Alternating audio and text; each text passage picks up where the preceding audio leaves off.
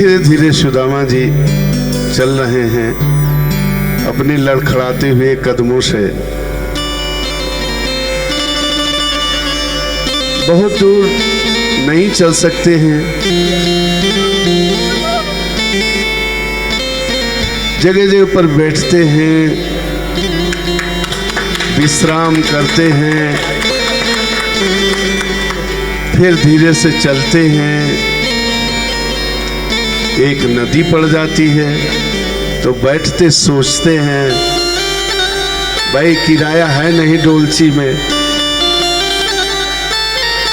कौन नाविक है भाई बिना पैसे के उतार देगा। तो वहीं भगवान नाविक बनकर आ जाते हैं और पार कर देते हैं। फिर अपने लड़खड़ाते हुए कदमों से चलते हैं और द्वारिकापुरी को देखते हुए कि कौन सी ऐसी गली है जिस गली से हम चलकर सीधे अपने प्यारे मित्र से मिल सके। कौन सा ऐसा राह है जिस राह से चलकर गुरुकुल के मित्र से हम मिल जाएं। किसी से पूछे तो अभी पूछने की क्या हिम्मत, कोई देखता भी नहीं उनकी ओर। दीनहीन सुदामा आगे आगे बढ़ते जा रहे हैं, लेकिन उन्हें संयोग से आखिर भगवान सहयोग देते ही हैं। तो बड़ा सुंदर द्वार महल दिख गया। उनको पता लग गया कि यही हमारे कन्हैया का भवन हो सकता है। तो यहीं पर द्वारपाल हैं। तो द्वारपालों से पूछने लग गए और कहने लग गए, अरे द्वारपालों, अरे द्वारपालों कन्हैया से कह दो, अरे द्वारपालों कन्हैया से कह दो कि दर पे सुदामा गरीब आ गया है, कि दर पे सुदामा गरीब आ गया है। वो भटकते भटकते न जाने कहाँ से, भटकते भटकते न जाने कहाँ से तुम्हारे महल के करीब आ गया है, तुम्हारे महल में गरीब आ गया है।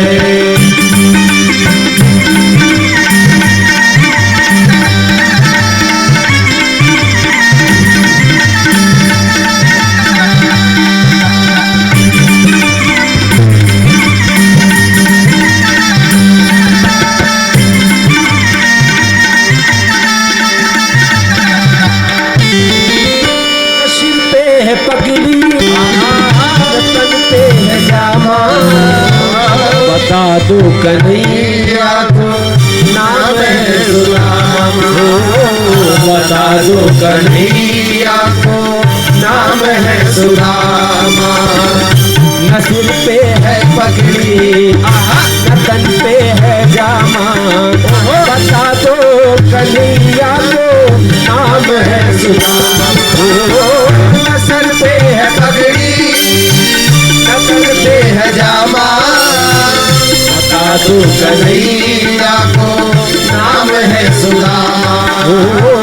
बता दो कन्हैया को नाम है सुदामा। तुम एक बार जाकर के कहो, तुम एक बार जाकर के कहो कि मिलने सका गरीब आ गया है, मिलने सका गरीब आ गया है। भटकते भटकते न जाने कहाँ से भटकते भटकते न जाने कहाँ से तुम्हारे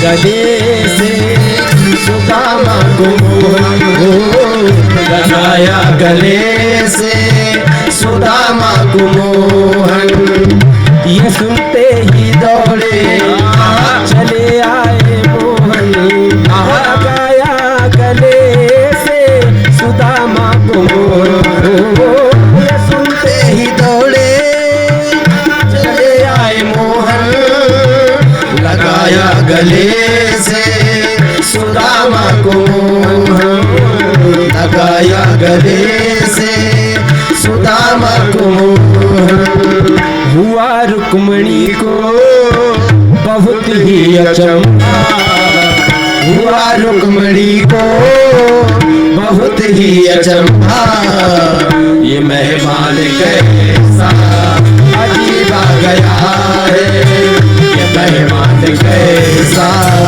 अजीब आ गया है ओ अरे द्वारपालो कन्हैया से कह दो किधर से सुदामा गरीब आ गया है किधर से सुदामा गरीब आ गया है बराबर से अपने सुदामा बिठाए चरण आंसुओं से श्याम ने धुलाए चरण आंसुओं से श्याम ने धुलाए घबराओ प्यारे जरा तुम सुदामा न घबराओ प्यारे जरा तुम सुदामा खुशी का समा करीब आ गया है श्री राधे करीब आ गया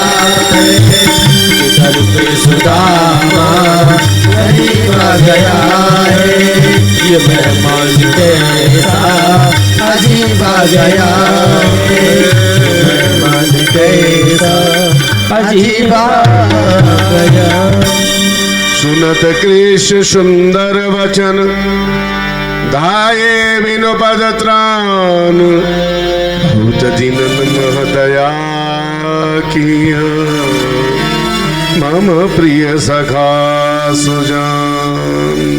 परम चतुर प्रिय मित्र आपने बहुत हमें दया की है। पहुँचे भेटे बाहु पसारी आहा सखा कटने विषादी सखा मिलन उपमा अधिकारी बानी परे मोहि बरनी जाई बरसे सुमन हाँ बरसे सुमन विबुध हर साजे प्रेम मिलन कर बाज बधाए। भगवान अपने हाथ से सुदामा जी के हाथ पकड़कर और सुंदर सेज पर बैठाना स्वयं जाए लाजे पैथारा स्वयं ही जल की थाली ले आए और रोते हुए ब्राह्मण के पद धोए। पूजन कीना हरस मनाई वो हरस मनाई वो हरस मनाई जय जय विप्र सत्य सुखदाई जय सुखदाई।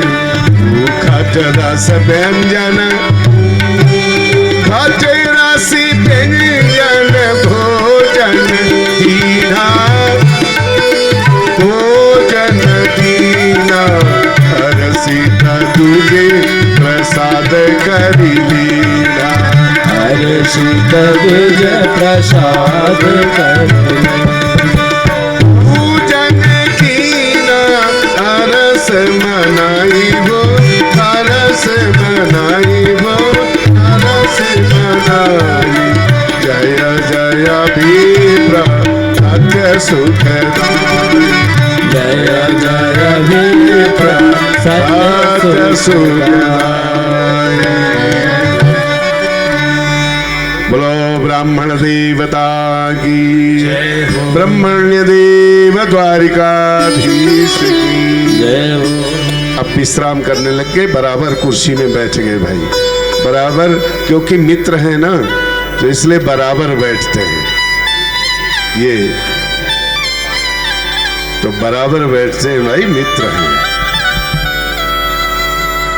और दोनों मित्रों की बातें होती हैं, फिर तो बराबर बैठते हैं और सब कोई दर्शन करता है, ऐसे बराबर बैठते हैं, ऐसे नहीं, ऐसे बराबर बैठते हैं।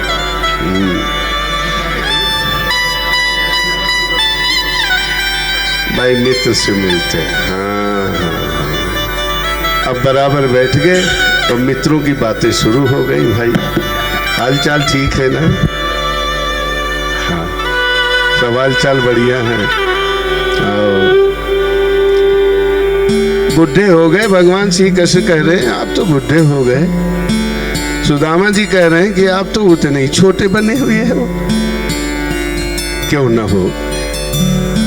सुदामा जी कहते हैं क्यों न हो, क्योंकि मैं जीव हूं तो मेरा बचपना जवानी बुढ़ापा है, लेकिन आप तो ब्रह्म है ना, तो आपके जीवन में बुढ़ापा कैसे आ सकता है? आपके जीवन में बुढ़ापा नहीं हो सकता। तो विवाह तो हुआ है कि नहीं हुआ? आपके तो हुए होंगे। अच्छा चलो, गुरुकुल की तो बातें कर ली जाए तो गुरुकुल में तो कन्हैया कहते हैं द्वारिकाधीश के गुरुकुल में हम दोनों लोग साथ रहते थे, बातें करते थे। आप तो कहते थे कि विवाह नहीं करेंगे। सुदामा जी आप कहते थे विवाह नहीं करेंगे, तो विवाह किया कि नहीं किया? अच्छा छोड़ो, फिर बाद में सोच लेंगे कि विवाह हुआ कि नहीं हुआ। तो वहां गुरु माता ने हम दोनों लोगों को जंगल में भेजा था अरण्य लेने के लिए, और वहां अरण्य लेते हुए बहुत सुंदर भगवान यहाँ स्मरण दिलाते हैं सुदामा जी को। साधकों इस अंक को जरूर पढ़ना चाहिए और जरूर समझना चाहिए। भगवान श्री कृष्ण सुदामा जी से स्मरण दिलाते हैं कि हम दोनों लोग जंगल में थे, गुरु आज्ञा से गए हुए थे, वहां हम लोग राह भटक गए, राह नहीं मिल रहा था, दोनों लोग परेशान थे। आखिर अंधेरी रात हो गई, वर्षा होने लग गई, मेघ गड़गड़ाने लग गए, हम दोनों लोग डर गए। करें तो क्या करें, ठिठुर रहे थे, वस्त्र थे नहीं, गुरुकुल का निवास था, ठिठुर रहे थे, पेड़ के नीचे खड़े थे। इसी समय में आवाज आई। वो आवाज दूसरे की नहीं थी, वो तो गुरुदेव की आवाज थी। ओ कृष्णा कहाँ हो? ओ सुदामा कहाँ हो? हम दोनों लोगों ने एक स्वर से कहा था, हाँ गुरुजी हम यहाँ हैं। गुरुदेव हम दोनों लोगों को ढूंढ पाए। सज्जनों, यह ब्रह्म और जीव का मिलन है, ईश्वर और जीव का मिलन है, और ईश्वर और जीव दोनों गुरु का स्मरण कर रहे हैं, और ये समाज को बता रहे हैं कि ईश्वर भी गुरु उपदेश से ही इस महाभयानक जंगल से निकल पाता है। अच्छा, आपने ही हमको राह बताया था जब हम मथुरापुरी से पढ़ने आए थे, तो हमने आपको देखा था अरणी बिनते हुए, तो उस समय हमने पूछा था कि संदीपिनी गुरु का आश्रम कहाँ है, तो तुमने जो हमारी ओर देखा और ये कहा कि मैं वहीं पढ़ता हूं, तो फिर मेरे साथ ही रथ में बैठ करके तुम गए। तो गुरुदेव का आश्रम तो आपने मुझे बताया। गुरुजी के यहाँ हम लोग पढ़े, तो आप पहले से गुरुजी के यहाँ रहते थे, और फिर हम राजा के लड़के, क्षत्रिय लड़के ठहरे, हम तो अपनी बात पढ़ करके और चले आए। गुरुदेव के यहाँ आप बहुत बाद में आए। कब आए आप? बहुत दिन के बाद में आए आप। गुरुजी की सारी विद्याएं पढ़कर आए। तो जो गुरुजी की सेवा में पहले से थे, बाद तक रहे, अर्थात गुरुदेव की सेवा में जो सबसे ज्यादा रहता है वही महान और बड़ा होता है। आप मुझसे महान और बड़े हैं। भले मैं ईश्वर हो सकूं, संसार में समृद्धि मैंने प्राप्त की, लेकिन गुरुदेव की कृपा तो सबसे अधिक आपको प्राप्त है। इसलिए मैं बड़ा नहीं, मैं वैभवशाली नहीं, आप बड़े और बेहतर। अच्छा, विवाह शादी, सुदामा जी कहते हैं आप गुरु जी की चर्चा करके और अध्यात्म की चर्चा करके क्या विवाह शादी की बात करते हैं। भगवान जानते हैं कि भेंट जो होती है वो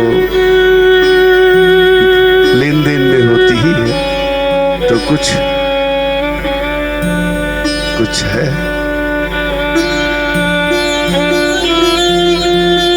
सज्जनों,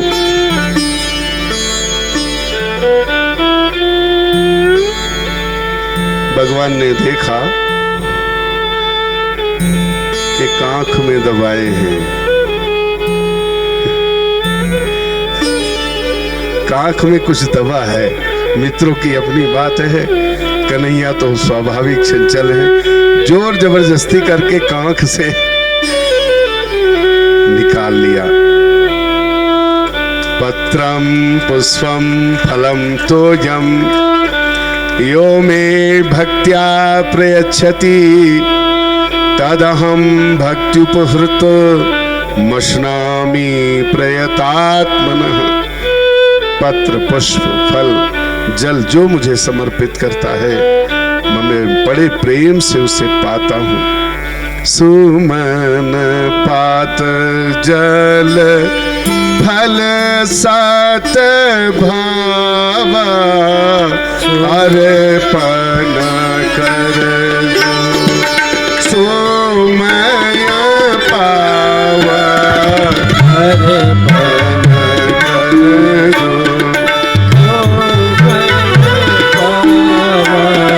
सदा भगत कर प्रेम विकारी सदा भगत कर प्रेम विकारी रहमो सदा अनुकूल सुहागी रहमो सदा अनुकूल सुहागी सदा बड़ा मीठा है, बड़ा प्यारा है आपका भेंट, तो बहुत सुंदर है।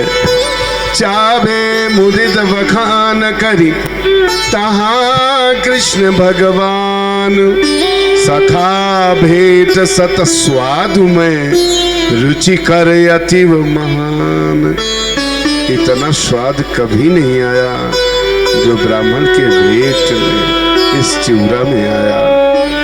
चिवरा सम पावत नहीं आना, पूरित रस जे व्यंजन नाम।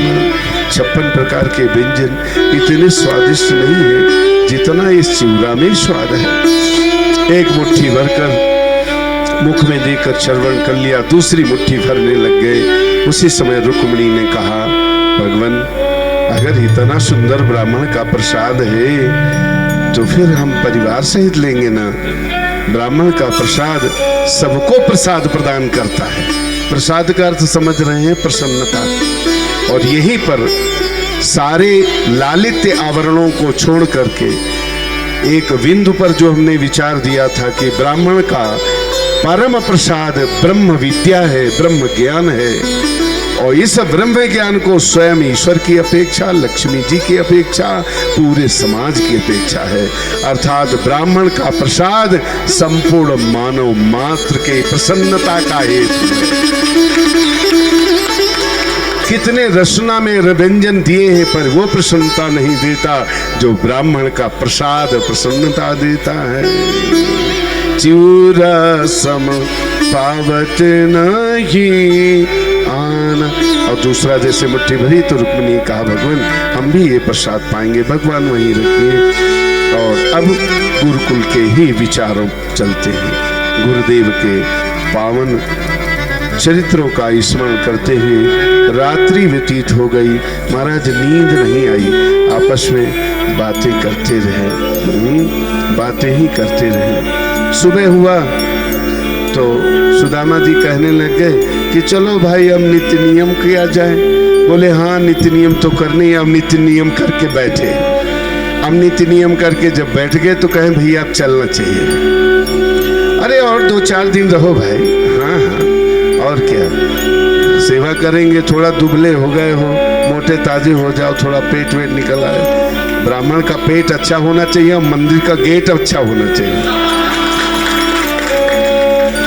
और पेट वेट है नहीं, पकला हो गए हो, हड्डी हड्डी हो गई है, तो थोड़ा सा मोटे ताजे हो जाओ, सेवा करें आपकी। नहीं मैं चलूँगा, क्योंकि मेरे नित्यम जानते हो कि 24 घंटे नीति नियम में रहता हूँ। सारी पोथियाँ जो है वही है वेद की, कुछ याद है कुछ याद नहीं, पोथी से पढ़ना पड़ता है।